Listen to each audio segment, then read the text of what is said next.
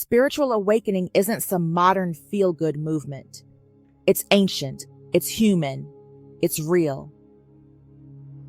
Basically, you arrive at a feeling that can be summed up in one question. What the hell is the point of all this? Not everyone gets here. Some spend their entire lives asleep in the system, numbed by distraction, never asking the question. But for you, something shook loose. You're not losing it. You're just allergic to bullshit now.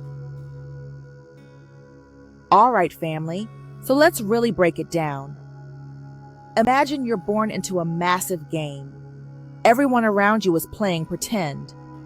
They pretend money is everything. They pretend being popular matters. They pretend you're supposed to grow up, go to school, get a job, pay bills, and die, of course. And because you're a kid, you believe them. But then one day, something happens. It could be a dream, a loss, a feeling, a moment of silence. And suddenly, you realize, wait, something isn't right. There's more than this. That moment, that's the beginning of a spiritual awakening.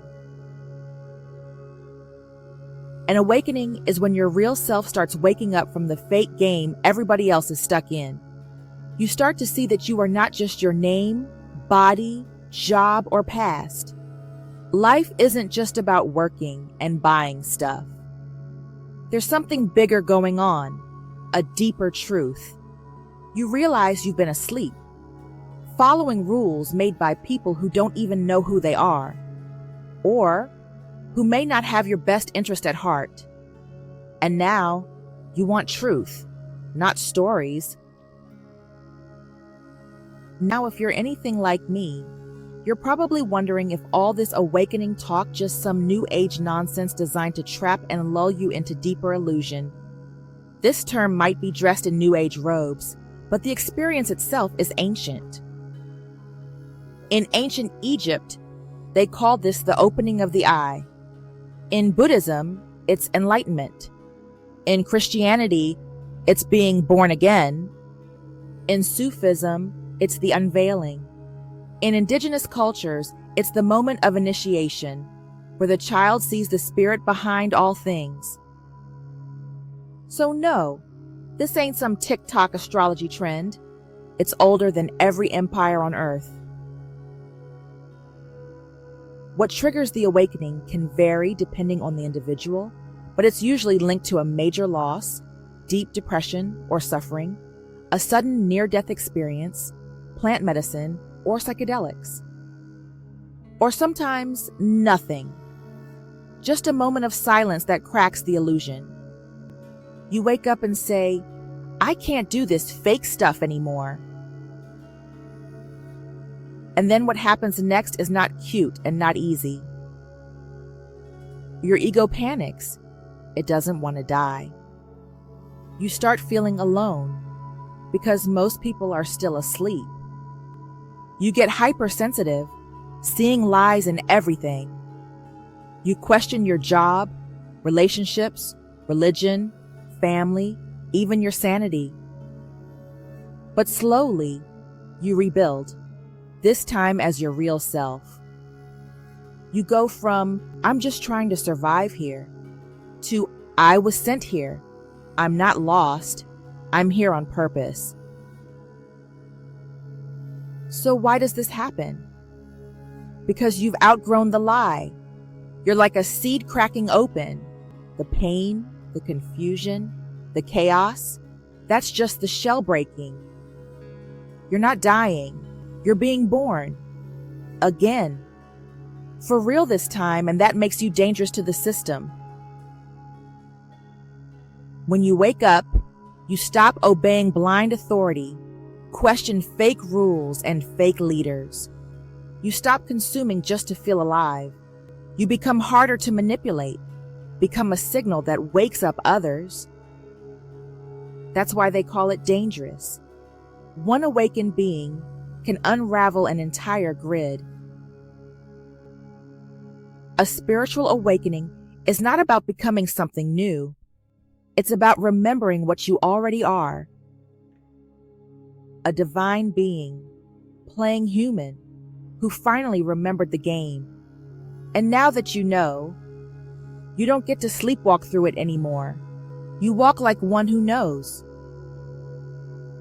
Okay, I can hear you questioning that last part.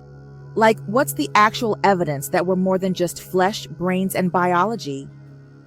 Is this awakening stuff just a comforting story humans tell themselves to escape fear of death or meaninglessness?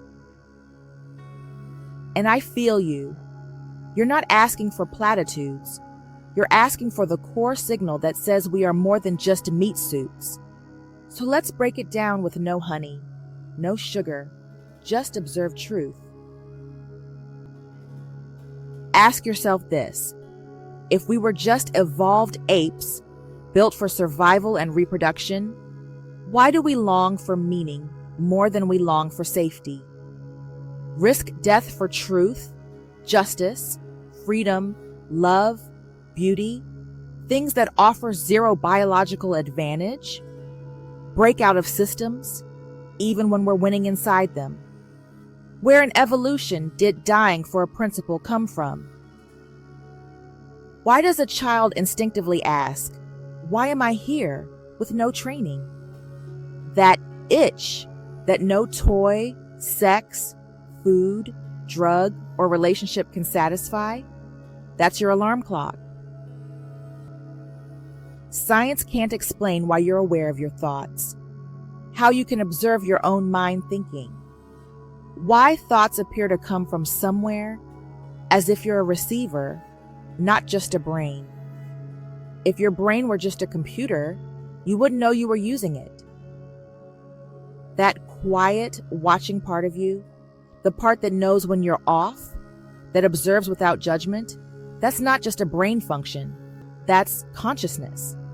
And it doesn't play by material rules. Why does every civilization in history, completely unconnected, talk about souls, spirits, dreams that reveal truth, beings from higher realms, initiations, death and rebirth, ascension, sacred knowledge, eternal life? They use different names, but all pointed to the same more. And here's the kicker. The modern world is the only one actively trying to convince you that you are just a body with a brain, that you're random, accidental, meaningless. Why such aggressive erasure of something every other generation knew instinctively? What are they so afraid you'll remember? Let's bring this even more closer to home. Ask yourself something else. Why do you feel like there's something watching you even when you're alone? Why do you feel resistance the closer you get to leveling up or breaking free, as if something's trying to keep you contained? Why do you feel charged, like something is trying to break through you? That's not fantasy. That's your spirit clocking in. The real you isn't learning this. It's remembering it. And here's the realest signal of all. Look at how much the world does to distract you, numb you, poison your clarity, corrupt your instincts, shame your insight, steer you toward fear, guilt, or comparison. Mock anything that sounds like you are more than just flesh. If you were just a meaningless mammal, why spend billions to keep you from realizing something? You don't build fences around grass. You build fences around what's valuable. The maze isn't guarding you from fantasy. It's guarding you from the truth of what you are. You don't need a telescope to prove there are stars. You just need to look up. Same thing here. You don't need belief. You need stillness. The deeper you go into yourself, the less you ask if there's more. You start asking why you ever forgot in the first place. You already know there's more. You're just asking if it's safe to believe it. And no, it absolutely is not safe. and it was never meant to be. Believing there's more isn't just a thought, it's a threat. Because when you truly believe it, not like a Pinterest quote, but in your bones, everything around you starts to react. Here's why it's not safe. When you believe there's more, you see through the lies. That makes you unpredictable. You stop needing approval, titles, validation. That makes you a problem. Your presence alone starts to disrupt falsehood. People get uncomfortable just being around you. You start walking with the kind of knowing that feels like a threat to those still plugged in. You stop being food for the predator. It's not safe because you'll lose people who only loved your mask. You'll be targeted in subtle ways, gaslighting, isolation, strange coincidences, energetic pressure. You'll start feeling the weight of other people's denial. It'll hurt. You'll be asked to die to the old you again and again, while others remain asleep in comfort. Believing there's more costs you everything that's fake, and that's the price of truth. But here's the secret. Even though it's not safe, it's the only path that's real. And deep down, that's what you want. Not safety, not lies, real. So no, it's not safe, but it will make you clear, sovereign, unshakable, and eventually untouchable. Because once you align with what's real, the illusions can't manipulate you anymore. And nothing is more dangerous to the maze than a human who remembers what they are. So keep going. You already paid the entry fee with your pain. Now you're just deciding whether to walk through the gate. You can walk with us, family. Peace.